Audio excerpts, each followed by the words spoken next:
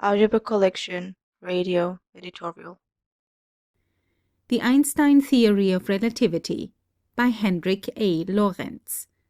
Section 1.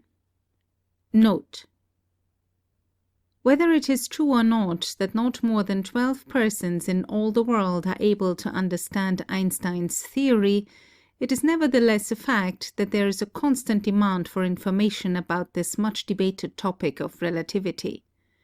The books published on the subject are so technical that only a person trained in pure physics and higher mathematics is able to fully understand them. In order to make a popular explanation of this far-reaching theory available, the present book is published. Professor Lorentz is credited by Einstein with sharing the development of his theory. He is doubtless better able than any other man, except the author himself, to explain this scientific discovery. The publishers wish to acknowledge their indebtedness to the New York Times, the Review of Reviews, and the Athenaeum for courteous permission to reprint articles from their pages. Professor Lorentz's article appeared originally in the Nieuwe Rotterdamsche Courant of November 19, 1919. Introduction. The action of the Royal Society at its meeting in London on November 6th in recognizing Dr. Albert Einstein's theory of relativity has caused a great stir in scientific circles on both sides of the Atlantic. Dr. Einstein propounded his theory nearly 15 years ago.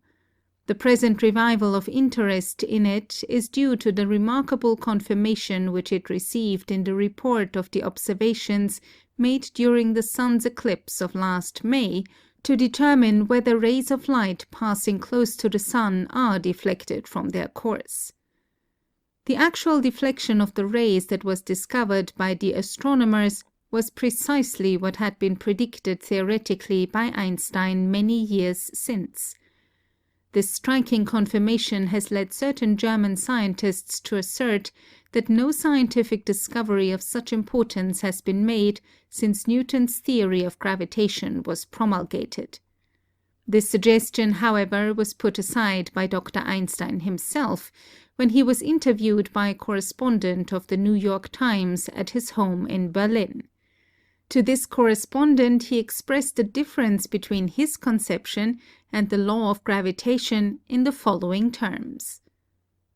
Please imagine the earth removed, and in its place suspended a box as big as a room or a whole house, and inside a man naturally floating in the center, there being no force whatever pulling him. Imagine further this box being, by a rope or other contrivance, suddenly jerked to one side, which is scientifically termed deform motion, as opposed to uniform motion. The person would then naturally reach bottom on the opposite side. The result would consequently be the same as if he obeyed Newton's law of gravitation, while in fact there is no gravitation exerted whatever, which proves that deform motion will in every case produce the same effects as gravitation. I have applied this new idea to every kind of deform motion and have thus developed mathematical formulas which I am convinced give more precise results than those based on Newton's theory.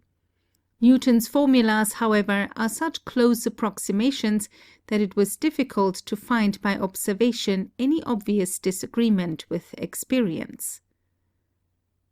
Dr. Einstein, it must be remembered, is a physicist and not an astronomer. He developed his theory as a mathematical formula. The confirmation of it came from the astronomers.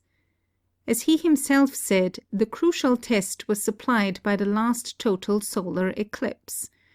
Observations then proved that the rays of fixed stars, having to pass close to the sun to reach the earth, were deflected the exact amount demanded by Einstein's formulas. The deflection was also in the direction predicted by him. The question must have occurred to many, what has all this to do with relativity? When this query was propounded by the Times correspondent to Dr. Einstein, he replied as follows. The term relativity refers to time and space. According to Galileo and Newton, time and space were absolute entities, and the moving systems of the universe were dependent on this absolute time and space. On this conception was built the science of mechanics. The resulting formulas sufficed for all motions of a slow nature. It was found, however, that they would not conform to the rapid motions apparent in electrodynamics. This led the Dutch professor, Lorentz, and myself to develop the theory of special relativity. Briefly, it discards absolute time and space and makes them in every instance relative to moving systems. By this theory, all phenomena in electrodynamics, as well as mechanics, hitherto irreducible by the old formulae, and there are multitudes, were satisfactorily explained. Till now it was believed that time and space existed by themselves, even if there was nothing else, no sun, no earth, no stars, while now we know that time and space are not the vessel for the universe, but could not exist at all if there were no contents, namely no sun, earth, and other celestial bodies. This special relativity, forming the first part of my theory, relates to all systems moving with uniform motion, that is, moving in a straight line with equal velocity.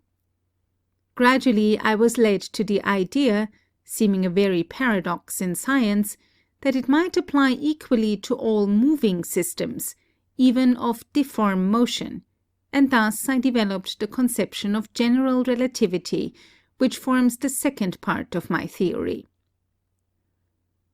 As summarized by an American astronomer, Professor Henry Norris Russell of Princeton, in the Scientific American for November 29, Einstein's contribution amounts to this. The central fact which has been proved, and which is of great interest and importance, is that the natural phenomena involving gravitation and inertia, such as the motions of the planets, and the phenomena involving electricity and magnetism, including the motion of light, are not independent of one another, but are intimately related, so that both sets of phenomena should be regarded as parts of one vast system embracing all nature. The relation of the two is, however, of such a character that it is perceptible only in a very few instances, and then only to refined observations. Already before the war, Einstein had immense fame among physicists and among all who are interested in the philosophy of science because of his principle of relativity. Clerk Maxwell had shown that light is electromagnetic, and had reduced the whole theory of electromagnetism to a small number of equations, which are fundamental in all subsequent work. But these equations were entangled with the hypothesis of the ether, and with the notion of motion relative to the ether. Since the ether was supposed to be at rest, such motion was indistinguishable from absolute motion. The motion of the earth relatively to the ether should have been different at different points of its orbit, and measurable phenomena should have resulted from this difference. But none did, and all attempts to detect effects of motions relative to the ether failed. The theory of relativity succeeded in accounting for this fact, but it was necessary incidentally to throw over the one universal time and substitute local times attached to moving bodies and varying according to their motion. The equations on which the theory of relativity is based are due to Lorentz, but Einstein connected them with his general principle, namely that there must be nothing in observable phenomena which could be attributed to absolute motion of the observer. In orthodox Newtonian dynamics, the principle of relativity had a simpler form, which did not require the substitution of local time for general time. But it now appeared that Newtonian dynamics is only valid when we confine ourselves to velocities much less than that of light.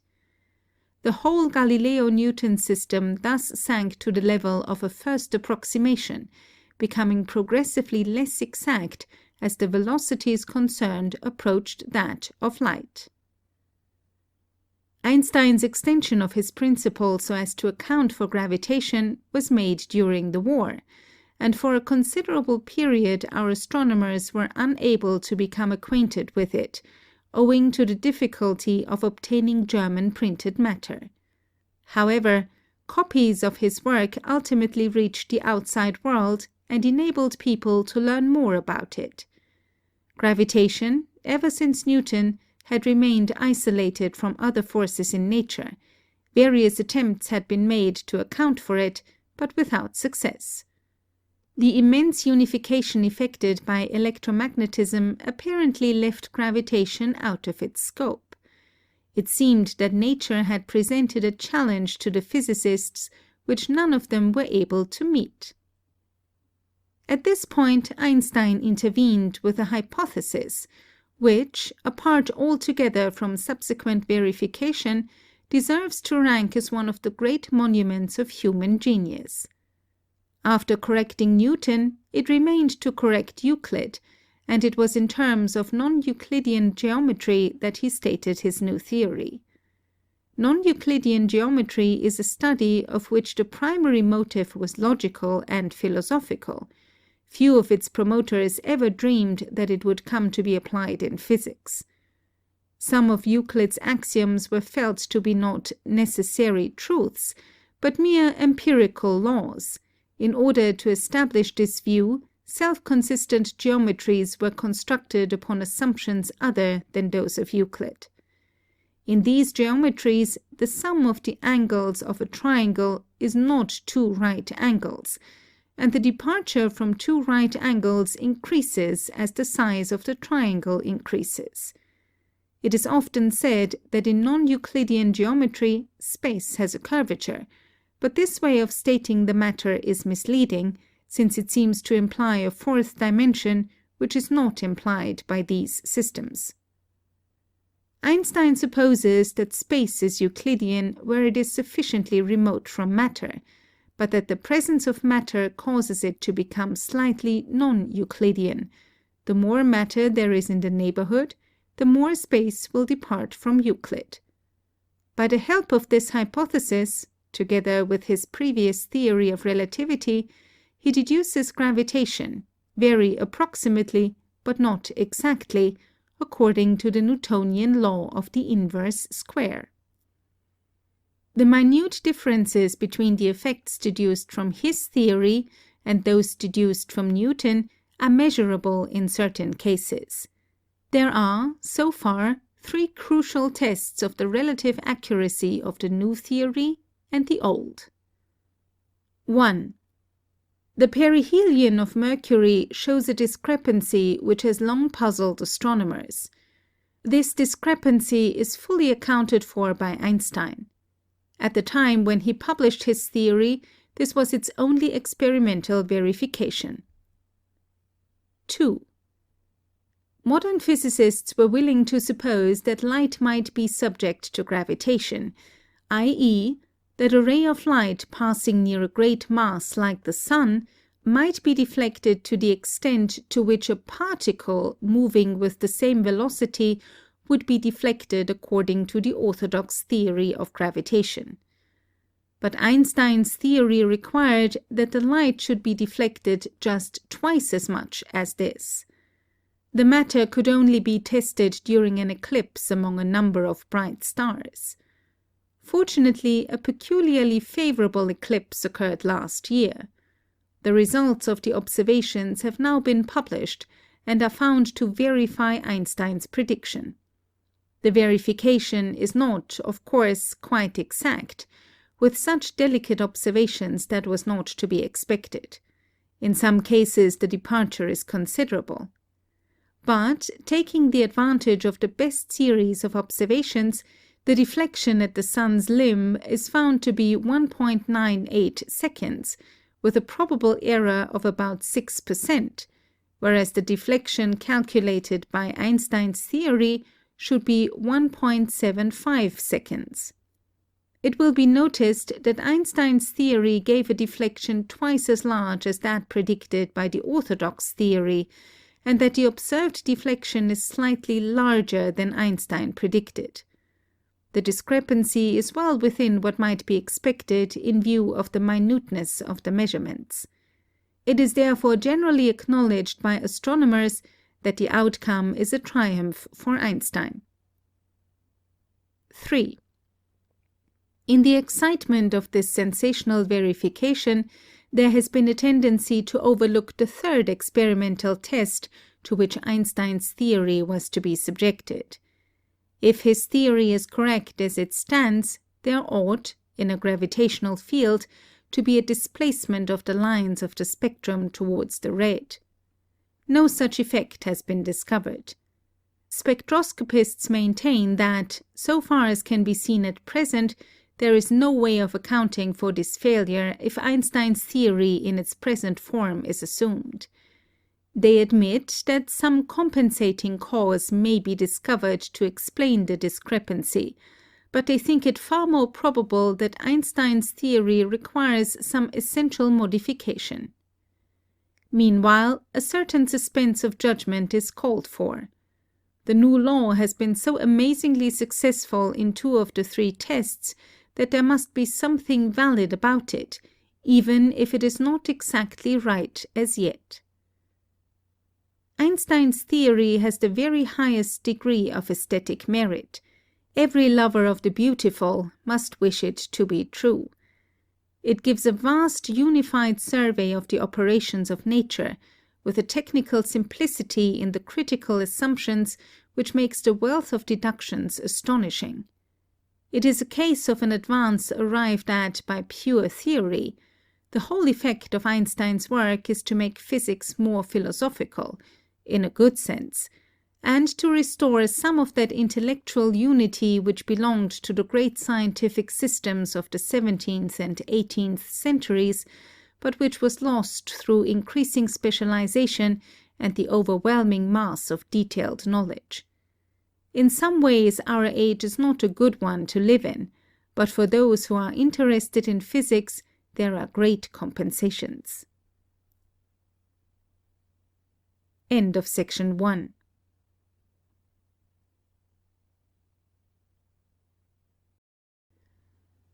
The total eclipse of the Sun on May 29th resulted in a striking confirmation of the new theory of the universal attractive power of gravitation developed by Albert Einstein, and thus reinforced the conviction that the defining of this theory is one of the most important steps ever taken in the domain of natural science. In response to a request by the editor, I will attempt to contribute something to its general appreciation in the following lines. For centuries, Newton's doctrine of the attraction of gravitation has been the most prominent example of a theory of natural science. Through the simplicity of its basic idea, an attraction between 2 bodies proportionate to their mass and also proportionate to the square of the distance, through the completeness with which it explained so many of the peculiarities in the movement of the bodies making up the solar system, and finally through its universal validity, even in the case of the far distant planetary systems, it compelled the admiration of all. But while the skill of the mathematicians was devoted to making more exact calculations of the consequences to which it led, no real progress was made in the science of gravitation. It is true that the inquiry was transferred to the field of physics, following Cavendish's success in demonstrating the common attraction between bodies with which laboratory work can be done, but it always was evident that natural philosophy had no grip on the universal power of attraction. While in electric effects an influence exercised by the matter placed between bodies was speedily observed, the starting point of a new and fertile doctrine of electricity, in the case of gravitation not a trace of an influence exercised by intermediate matter could ever be discovered. It was, and remained, inaccessible and unchangeable, without any connection, apparently, with other phenomena of natural philosophy. Einstein has put an end to this isolation. It is now well established that gravitation affects not only matter, but also light.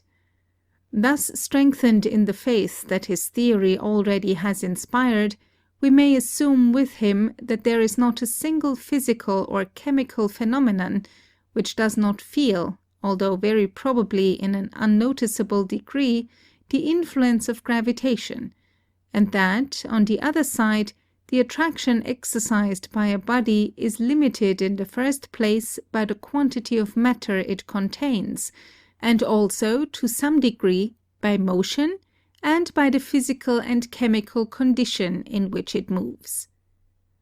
It is comprehensible that a person could not have arrived at such a far-reaching change of view by continuing to follow the old beaten paths, but only by introducing some sort of new idea.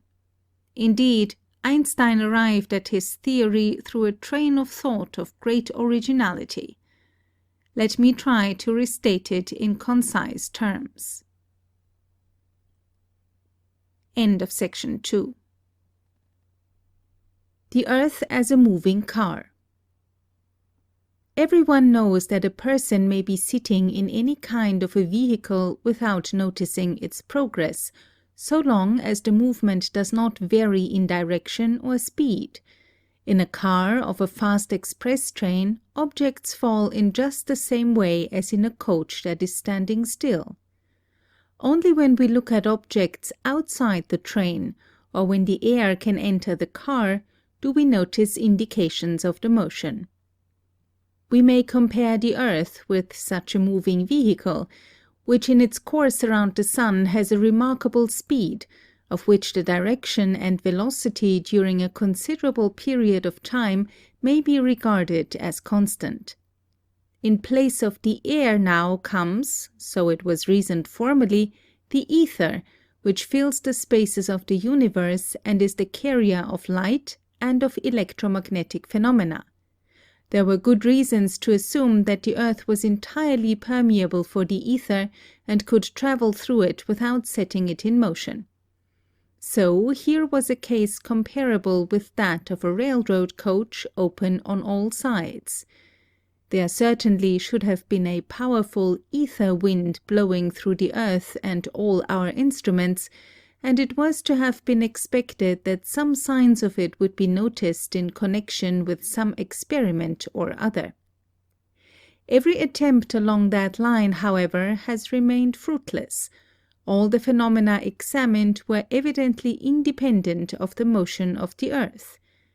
That this is the way they do function was brought to the front by Einstein in his first or special theory of relativity. For him, the ether does not function, and in the sketch that he draws of natural phenomena there is no mention of that intermediate matter.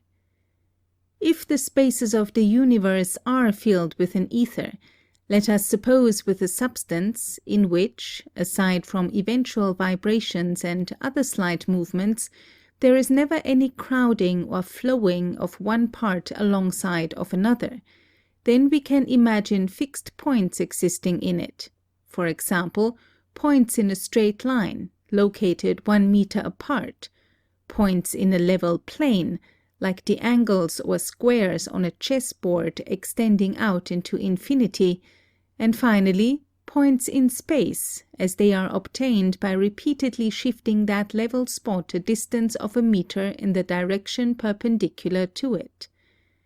If, consequently, one of the points is chosen as an original point, we can, proceeding from that point, reach any other point through 3 steps in the common perpendicular directions in which the points are arranged.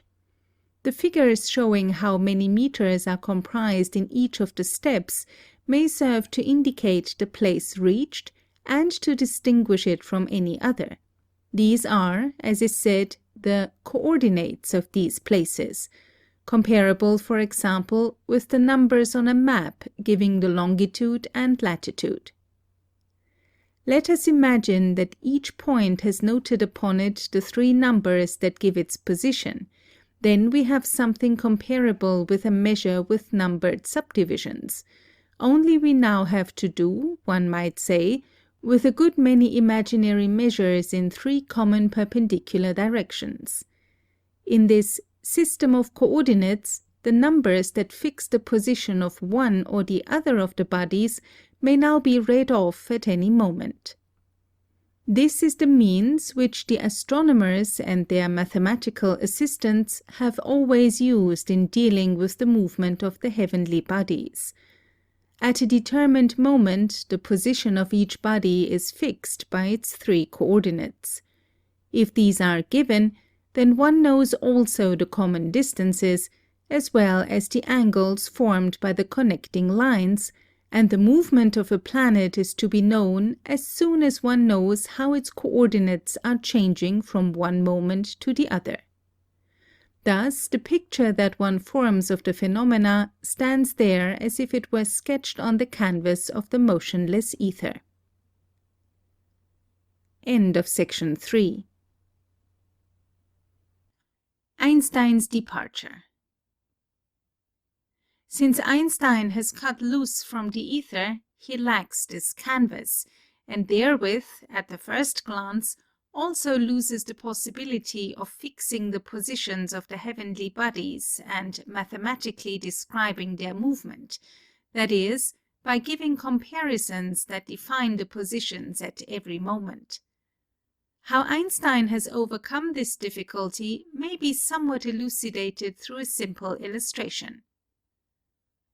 On the surface of the Earth, the attraction of gravitation causes all bodies to fall along vertical lines, and indeed, when one omits the resistance of the air with an equally accelerated movement, the velocity increases in equal degrees in equal consecutive divisions of time at a rate that, in this country, gives the velocity attained at the end of a second as 981 centimeters, 32.2 feet, per second.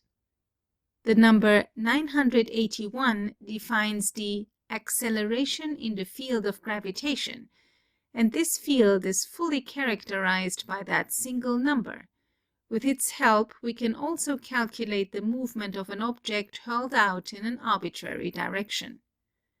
In order to measure the acceleration, we let the body drop alongside of a vertical measure set solidly on the ground. On this scale, we read at every moment the figure that indicates the height, the only coordinate that is of importance in this rectilinear movement. Now we ask, what would we be able to see if the measure were not bound solidly to the earth? If it, let us suppose, moved down or up with the place where it is located and where we are ourselves. If in this case the speed were constant, then, and this is in accord with the special theory of relativity, there would be no motion observed at all. We should again find an acceleration of 981 for a falling body. It would be different if the measure moved with changeable velocity.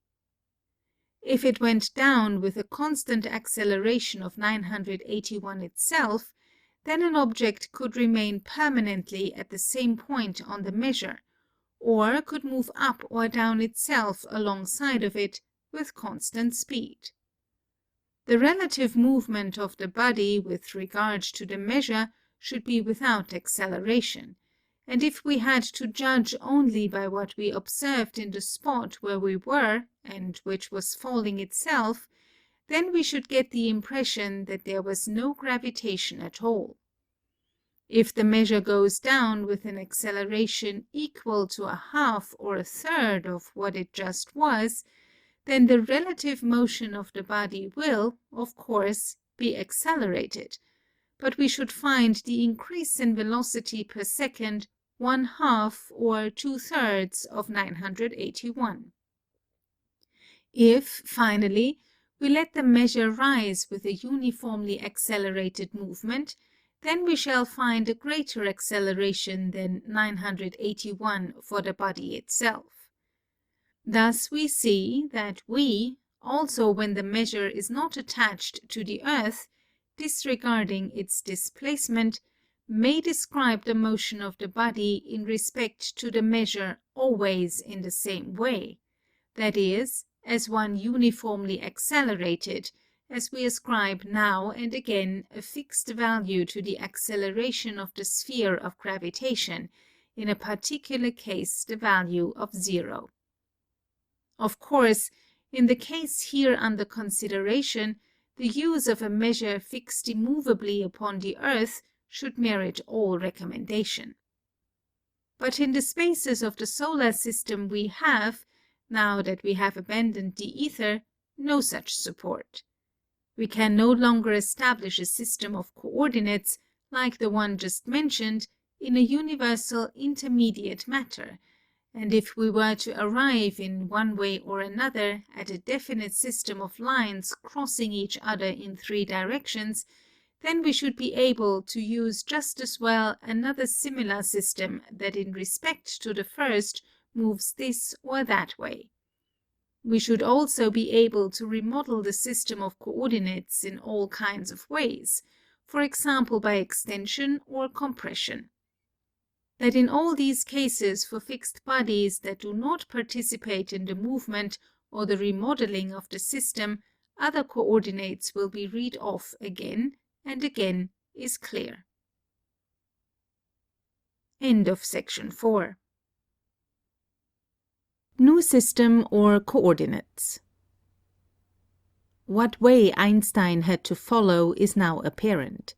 He must, this hardly needs to be said, in calculating definite particular cases, make use of a chosen system of coordinates, but as he had no means of limiting his choice beforehand and in general, he had to reserve full liberty of action in this respect. Therefore, he made it his aim so to arrange the theory that, no matter how the choice was made, the phenomena of gravitation, so far as its effects and its stimulation by the attracting bodies are concerned, may always be described in the same way, that is, through comparisons of the same general form, as we again and again give certain values to the numbers that mark the sphere of gravitation. For the sake of simplification, I here disregard the fact that Einstein desires that also the way in which time is measured and represented by figures shall have no influence upon the central value of the comparisons. Whether this aim could be attained was a question of mathematical inquiry. It really was attained, remarkably enough, and, we may say, to the surprise of Einstein himself, although at the cost of considerable simplicity in the mathematical form. It appeared necessary for the fixation of the field of gravitation in one or the other point in space to introduce no fewer than 10 quantities in the place of the one that occurred in the example mentioned above. In this connection, it is of importance to note that when we exclude certain possibilities that would give rise to still greater intricacies, the form of comparison used by Einstein to present the theory is the only possible one. The principle of the freedom of choice in coordinates was the only one by which he needed to allow himself to be guided. Although thus there was no special effort made to reach a connection with the theory of Newton, it was evident, fortunately, at the end of the experiment that the connection existed. If we avail ourselves of the simplifying circumstance that the velocities of the heavenly bodies are slight in comparison with that of light, then we can deduce the theory of Newton from the new theory, the universal relativity theory, as it is called by Einstein. Thus, all the conclusions based upon the Newtonian theory hold good, as must naturally be required. But now we have got further along. The Newtonian theory can no longer be regarded as absolutely correct in all cases. There are slight deviations from it, which, although as a rule unnoticeable, once in a while fall within the range of observation. Now, there was a difficulty in the movement of the planet Mercury which could not be solved. Even after all the disturbances caused by the attraction of other planets had been taken into account, there remained an inexplicable phenomenon, that is, an extremely slow turning of the ellipsis described by Mercury on its own plane. Leverrier had found that it amounted to 43 seconds a century. Einstein found that, according to his formulas, this movement must really amount to just that much. Thus, with a single blow, he solved one of the greatest puzzles of astronomy. Still more remarkable, because it has a bearing upon a phenomenon which formerly could not be imagined, is the confirmation of Einstein's prediction regarding the influence of gravitation upon the course of the rays of light. That such an influence must exist is taught by a simple examination. We have only to turn back for a moment to the following comparison in which we were just imagining ourselves to make our observations. It was noted that when the compartment is falling with the acceleration of 981, the phenomena therein will occur just as if there were no attraction of gravitation. We can then see an object, A, stand still somewhere in open space. A projectile, B, can travel with constant speed along a horizontal line without varying from it in the slightest. A ray of light can do the same. Everybody will admit that in each case, if there is no gravitation, light will certainly extend itself in a rectilinear way. If we limit the light to a flicker of the slightest duration, so that only a little bit, C, of a ray of light arises, or if we fix our attention upon a single vibration of light, C, while we on the other hand give to the projectile B a speed equal to that of light, then we can conclude that B and C in their continued motion can always remain next to each other.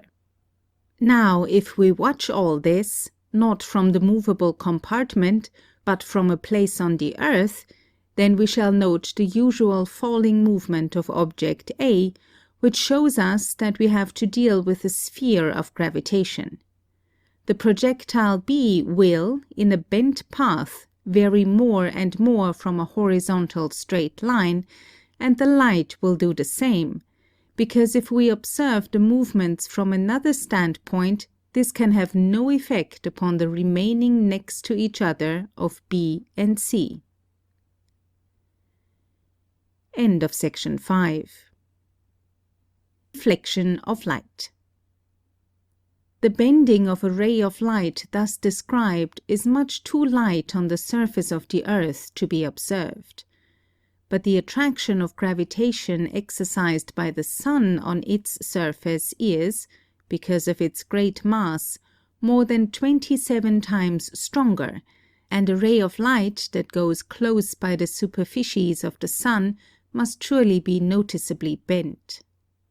The rays of a star that are seen at a short distance from the edge of the sun will, going along the sun, deviate so much from the original direction that they strike the eye of an observer as if they came in a straight line from a point somewhat further removed than the real position of the star from the sun. It is at that point that we think we see the star, so here is a seeming displacement from the sun, which increases in the measure in which the star is observed closer to the sun. The Einstein theory teaches that the displacement is in inverse proportion to the apparent distance of the star from the center of the sun, and that for a star just on its edge it will amount to 1.75 seconds. This is approximately the 1,000th part of the apparent diameter of the sun. Naturally, the phenomenon can only be observed when there is a total eclipse of the sun, Then one can take photographs of neighboring stars, and through comparing the plate with a picture of the same part of the heavens taken at a time when the sun was far removed from that point, the sought-for movement to one side may become apparent. Thus, to put the Einstein theory to the test was the principal aim of the English expeditions sent out to observe the eclipse of May 29th, one to Princess Island, off the coast of Guinea, and the other to Sobral, Brazil. The first named expedition's observers were Eddington and Cottingham, those of the second, Crommelin and Davidson. The conditions were especially favorable, for a very large number of bright stars were shown on the photographic plate, the observers at Sobral being particularly lucky in having good weather. The total eclipse lasted 5 minutes, during 4 of which it was perfectly clear, so that good photographs could be taken. In the report issued regarding the results, the following figures, which are the average of the measurements made from the 7 plates, are given for the displacement of 7 stars. 1.02 seconds, 0.92 seconds, 0.84 seconds, 0.58 seconds, 0.54 seconds, 0.36 seconds, 0.24 seconds. Whereas, according to the theory, the displacements should have amounted to 0.88 seconds, 0.80 seconds, 0.75 seconds, 0.40 seconds, 0.52 seconds, 0.33 seconds, 0.20 seconds. If we consider that, according to the theory, the displacements must be in inverse ratio to the distance from the center of the sun, then we may deduce from each observed displacement how great the sideways movement for a star at the edge of the sun should have been. As the most probable result, therefore, the number 1.98 second was found from all the observations together. As the last of the displacements given above, that is 0.24 seconds, is about 1/8 of this, we may say that the influence of the attraction of the sun upon light made itself felt upon the ray at a distance 8 times removed from its center. The displacements calculated according to the theory are, just because of the way in which they are calculated, in inverse proportion to the distance to the center. Now that the observed deviations also accord with the same rule, it follows that they are surely proportionate with the calculated displacements. The proportion of the first and the last observed sideways movements is 4.0, and that of the two most extreme of the calculated numbers is 4.4. This result is of importance, because thereby the theory is excluded, or at least made extremely improbable, that the phenomenon of refraction is to be ascribed to a ring of vapor surrounding the sun for a great distance. Indeed, such a refraction should cause a deviation in the observed direction, and, in order to produce the displacement of one of the stars under observation, itself a slight proximity of the vapor ring should be sufficient. But we have every reason to expect that if it were merely a question of a mass of gas around the sun, the diminishing effect accompanying a removal from the sun should manifest itself much faster than is really the case. We cannot speak with perfect certainty here, as all the factors that might be of influence upon the distribution of density in a sun atmosphere are not well enough known. But we can surely demonstrate that in case one of the gases with which we are acquainted were held in equilibrium solely by the influence of attraction of the sun, the phenomenon should become much less as soon as we got somewhat further from the edge of the sun. If the displacement of the first star, which amounts to 1.02 seconds, were to be ascribed to such a mass of gas, then the displacement of the second must already be entirely inappreciable. So far as the absolute extent of the displacements is concerned, it was found somewhat too great, as has been shown by the figures given above. It also appears from the final result to be 1.98 for the edge of the sun, that is 13% greater than the theoretical value of 1.75. It indeed seems that the discrepancies may be ascribed to faults in observations, which supposition is supported by the fact that the observations at Princess Island, which, it is true, did not turn out quite as well as those mentioned above, gave the result of 1.64, somewhat lower than Einstein's figure. The observations made with a second instrument at Sobral gave a result of 0.93, but the observers are of the opinion that because of the shifting of the mirror which reflected the rays, no value is to be attached to it. End of section 6.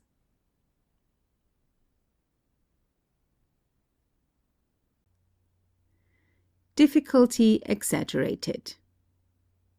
During a discussion of the results obtained at a joint meeting of the Royal Society and the Royal Astronomical Society, held especially for that purpose recently in London, it was the general opinion that Einstein's prediction might be regarded as justified, and warm tributes to his genius were made on all sides. Nevertheless, I cannot refrain, while I am mentioning it, from expressing my surprise that, according to the report in The Times, there should be so much complaint about the difficulty of understanding the new theory. It is evident that Einstein's little book, about the special and the general theory of relativity in plain terms, did not find its way into England during wartime. Anyone reading it will, in my opinion, come to the conclusion that the basic ideas of the theory are really clear and simple. It is only to be regretted that it was impossible to avoid clothing them in pretty involved mathematical terms, but we must not worry about that. I allow myself to add that, as we follow Einstein, we may retain much of what has been formerly gained. The Newtonian theory remains in its full value as the first great step, without which one cannot imagine the development of astronomy, and without which the second step, that has now been made, would hardly have been possible. It remains, moreover, as the first, and in most cases sufficient, approximation. It is true that, according to Einstein's theory, because it leaves us entirely free as to the way in which we wish to represent the phenomena, we can imagine an idea of the solar system in which the planets follow paths of peculiar form, and the rays of light shine along sharply bent lines.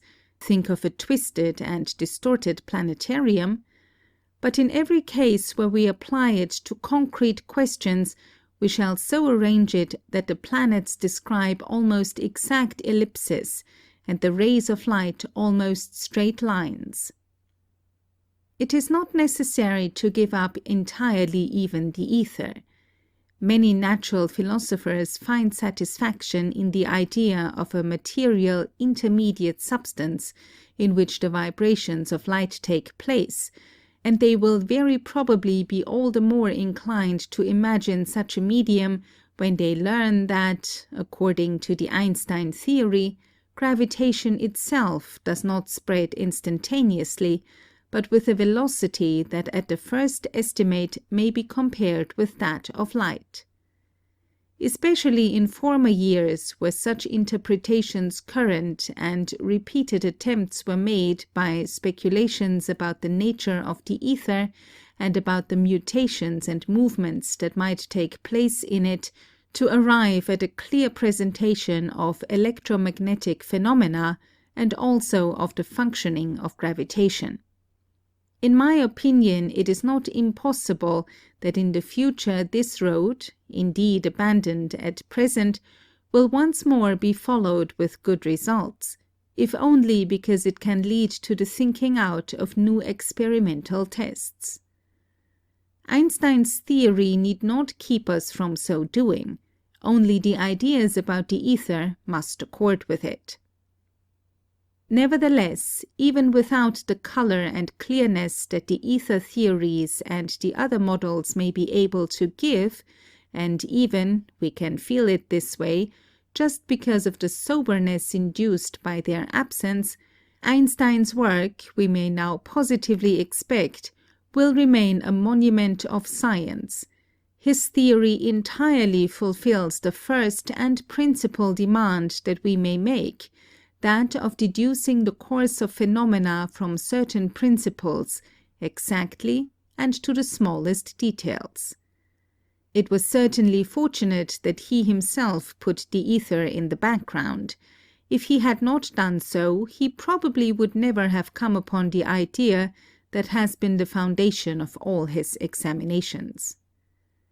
Thanks to his indefatigable exertions and perseverance, for he had great difficulties to overcome in his attempts, Einstein has attained the results, which I have tried to sketch, while still young. He is now 45 years old. He completed his first investigations in Switzerland, where he first was engaged in the Patent Bureau at Bern and later as a professor at the Polytechnic in Zurich. After having been a professor for a short time at the University of Prague, he settled in Berlin, where the Kaiser Wilhelm Institute afforded him the opportunity to devote himself exclusively to his scientific work. He repeatedly visited our country and made his Netherland colleagues, among whom he counts many good friends, partners in his studies and his results. He attended the last meeting of the Department of Natural Philosophy of the Royal Academy of Sciences, and the members then had the privilege of hearing him explain, in his own fascinating, clear, and simple way, his interpretations of the fundamental questions to which his theory gives rise. End of section 7. End of The Einstein Theory of Relativity, a Concise Statement, by Hendrik Lorentz.